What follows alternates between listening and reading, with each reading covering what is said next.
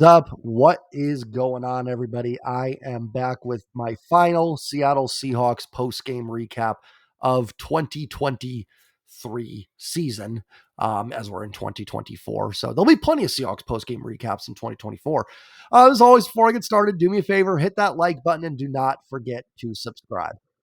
Only the Seahawks would do that, whatever that was. That was the most Seahawks thing I've ever seen, and kind of a game that perfectly summed up the season. Um, Before we get to anything, I will say I am happy they won. You guys know my philosophy on that. I just don't root for them to lose. That's the same whether they're 2-14, 8-8, whatever it may be. Life is too short. Who knows? We're not guaranteed anything. I just will not root for my team to lose.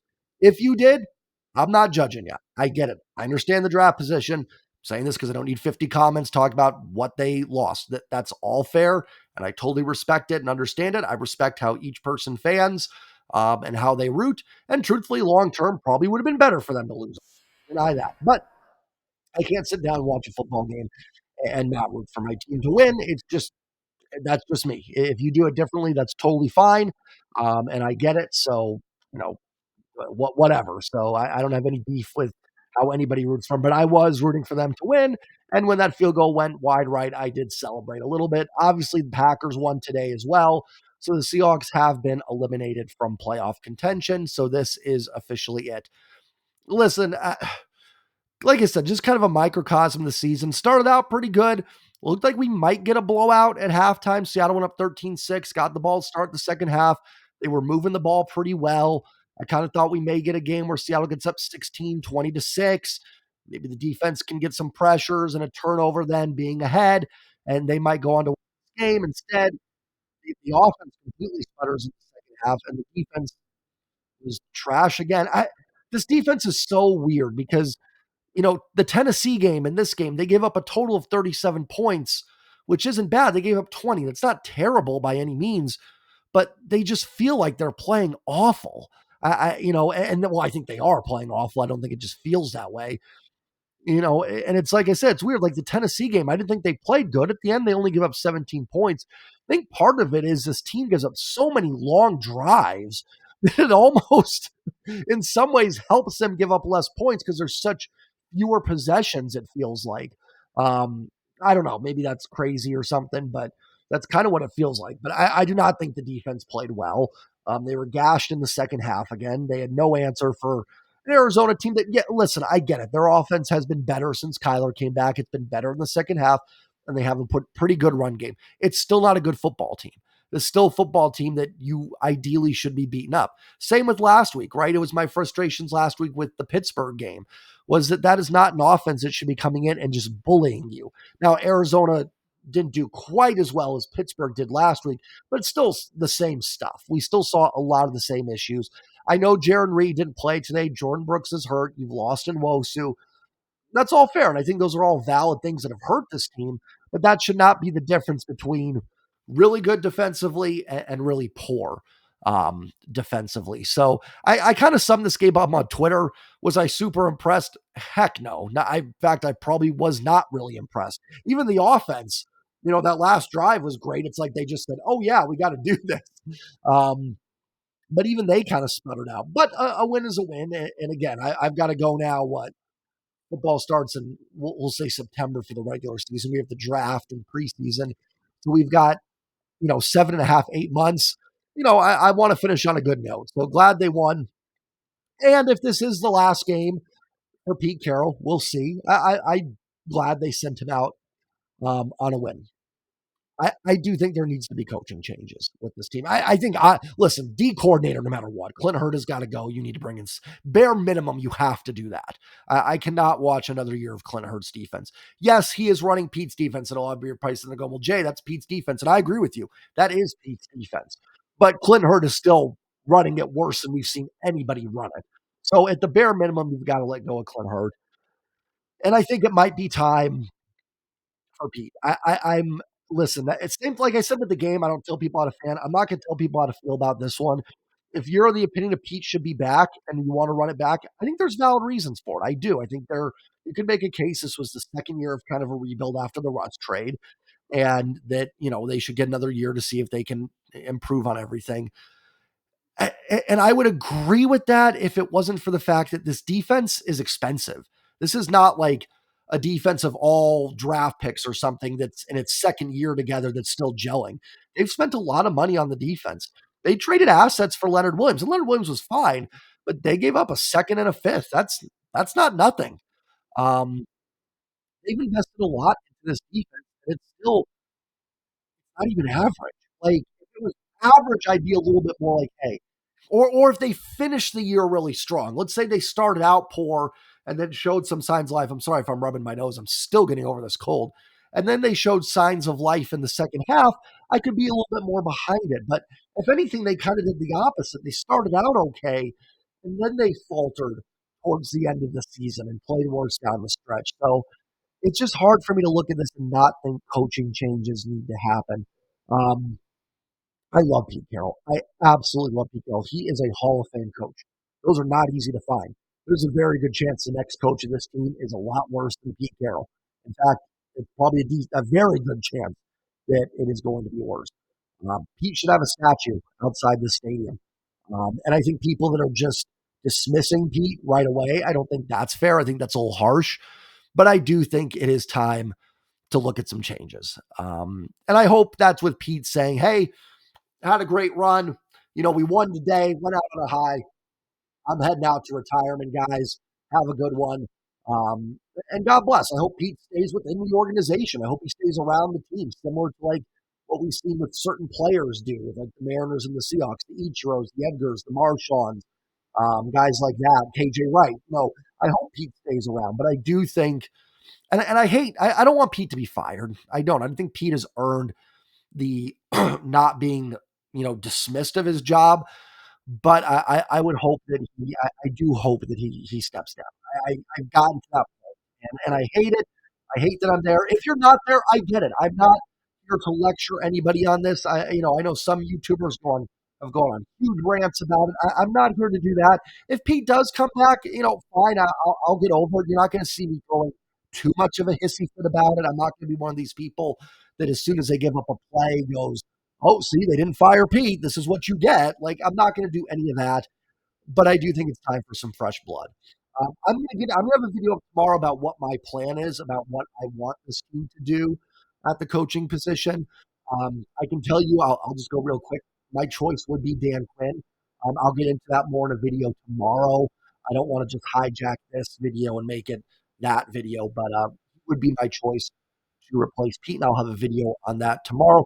We'll see what ends up happening. And if Pete does retire, man, I hope he enjoyed that W because he deserves it. There's not a single coach in the league that I think that deserves to go out with a W more than Pete Carroll. Mike Holmgren deserved it too, but unfortunately, they couldn't pull it out. Let's look at the box score, and then I'll get out of here. Geno Smith finishes 16 of 28, 189, 2 TDs. Geno Smith actually sets an NFL record for most comeback wins in a season. Good for Geno. I didn't think he was great today. I didn't think he was asked to do a whole lot. I think they really wanted to run that ball down the Cardinals' throats, which makes sense. Cardinals had a poor run defense, but they just couldn't get it going, especially in the second half. First half they did. Second half, not as much. But Geno again puts the team on his back and leads into a game-winning drive. I'm at the point after watching this defense the last few weeks. I'm rolling with Geno next year. It doesn't mean they shouldn't draft a quarterback.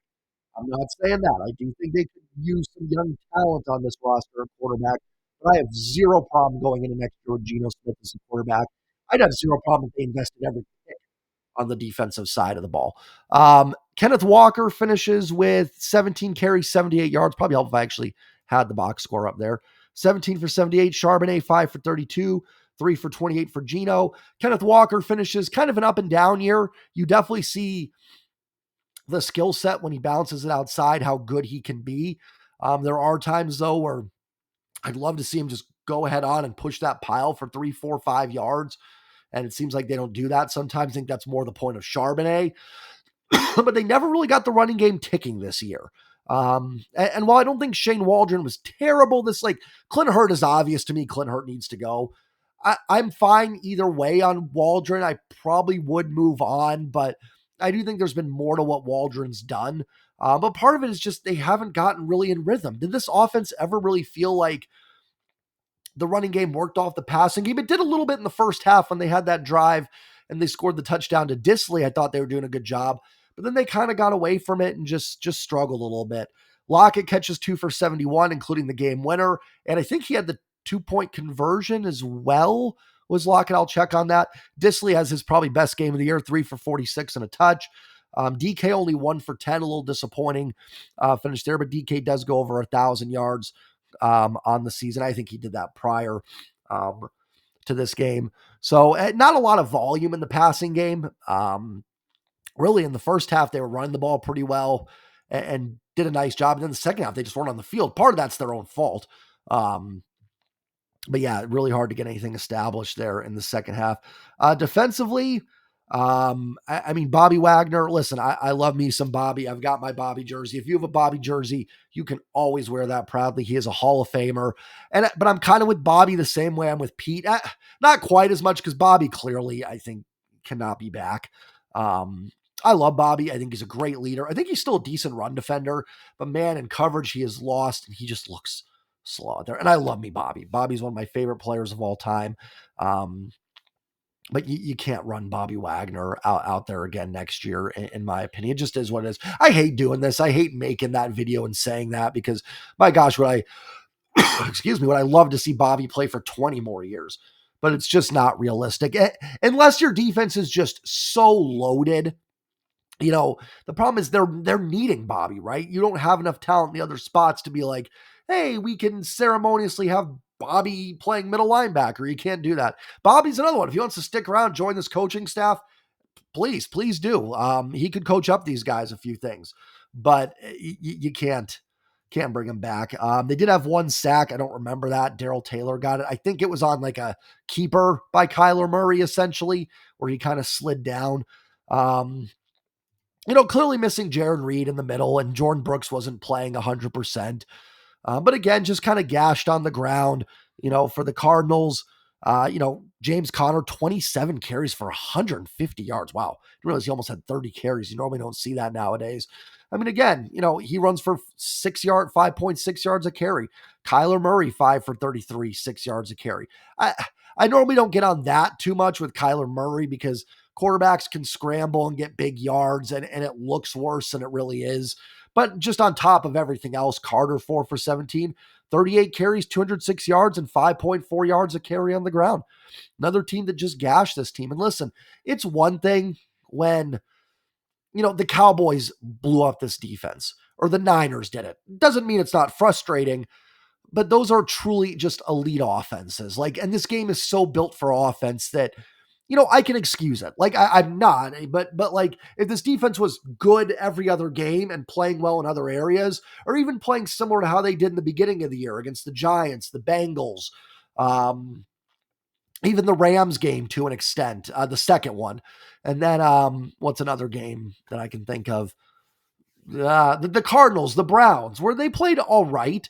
I could excuse the bad performances, but, against the Dallas or San Francisco, but Arizona, Pittsburgh, even Tennessee. And I know Tennessee and Arizona put up a ton of points, but they had no problem moving the football. I was saying on Twitter, when was the last time this team forced a 3-and-out? I think Tennessee on the first possession of the game had a 3-and-out, and that was the last time. They even forced a turnover since the Eagles game. So they went the last 3 games without forcing a turnover, not even a fumble recovery, not even a lucky fumble recovery where it's bobbled and you just get lucky and fall on it. Nothing like that. So, and truthfully, even in this game, if it weren't for Matt Prater missing that 44-yarder or 43-yarder, they lose this game. And I'm glad they won. I am.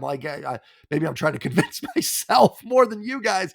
But, even there, they would have lost this game to a bad football team in Arizona. So, that's how it finishes. I'm glad they won. I'm glad for Geno that he goes out this season as a winner. If Pete does retire or step down, I'm happy for Pete that he got to finish with a dub. Those are two, and Bobby Wagner too, right? Those are guys that absolutely deserve to finish out with W's. They are all Seahawk. Well, Gino's not a Seahawk Hall of Famer yet. We'll see. But Bobby and Pete most certainly are. And if this is it, I certainly for Bobby, I think it has to be. For Pete, I can understand both sides. I think I am maybe 65 in the camp of its time and 35 in the, I could stomach Pete coming back. I'm not as adamant as maybe some of you are. And listen, if you are adamant, I get it. If you're not, I get it. I would say I think Hawks fans are pretty split. If you look at the poll I did last week on Pete, I think it came out 50-50. So there's definitely still, and if I'm kind of in the middle on it. Like I said, I'm leaning towards it's just time. The last 2 weeks really kind of broke me. And I know they won today, but man, that Pittsburgh game that was so atrocious. You cannot have a defensive performance like that. And you just can't. It was just, it's one thing if Mason Rudolph chucks a few up and Pickens makes the catch and gets away and scores. It's one thing in the Dallas game when CeeDee Lamb just eats you alive.